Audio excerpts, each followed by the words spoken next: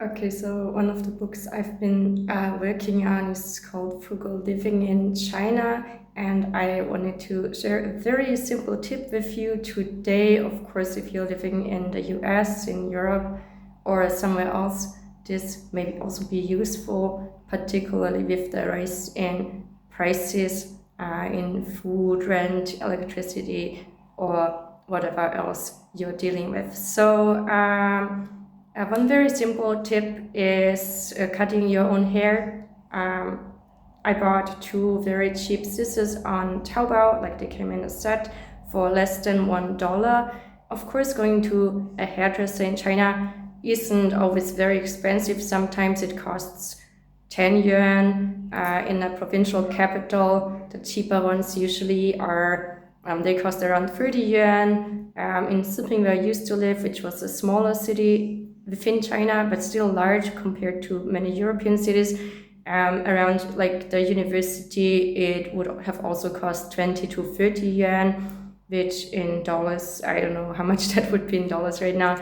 I don't know, a few dollars. So yeah, that is pretty cheap. But I can still recommend cutting your own hair if you're not too worried about what other people are going to think. Like I cut my hair pretty short. Of course, it turned out shorter than I wanted it, but this also often happens when I go to the hairdresser. So I wanted to have longer hair, but my hair was already a bit like kaputt, broken. I don't know how to say that in English. In German, we would say like kaputt at the ends. So I decided to cut it myself. I have just moved places and I didn't know yet where a hairdresser was, but I've also been cutting my own hair for many, many years now. I started doing so in Austria just to save some money. I'm not one of those people who do go to the hairdresser all of the time usually, but sometimes I used to go when I was like when my hair was becoming like bristle or whatever you'd call it, like hard to comb through. So yeah, if you're a man, of course you can buy like one of those electric hair cutters. I think that sometimes people are way too proud. They don't always want to just cut it themselves in case they may not cut it correctly. But I think we should all care a bit less about appearance, not make looks so important. And I can only encourage you to do this as well. It can easily save you a lot of money, particularly if you're doing this repeatedly. You do not need to have the best scissors. Of course, the scissors should be cutting well enough. You can also use just normal household scissors if you have good ones, and you may not even have to buy new scissors.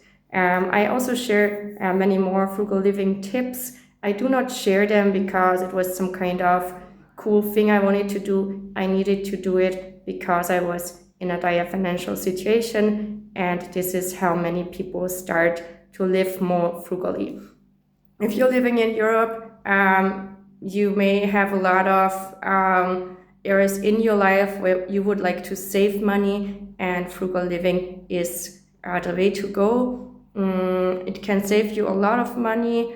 Other tips are also being shared in the book. They can be useful for expats living in China. Living costs in China are not always cheap. I just had to change the city I was living in because it was really hard covering my daily living expenses for me and two children alone with my former salary. Of course, I now live somewhere else where living costs are higher than in the place I used to live at, but certain costs can stay like the same. Like I've been buying a lot of cheap products online, and these are the same price no matter where you're buying them. So yeah.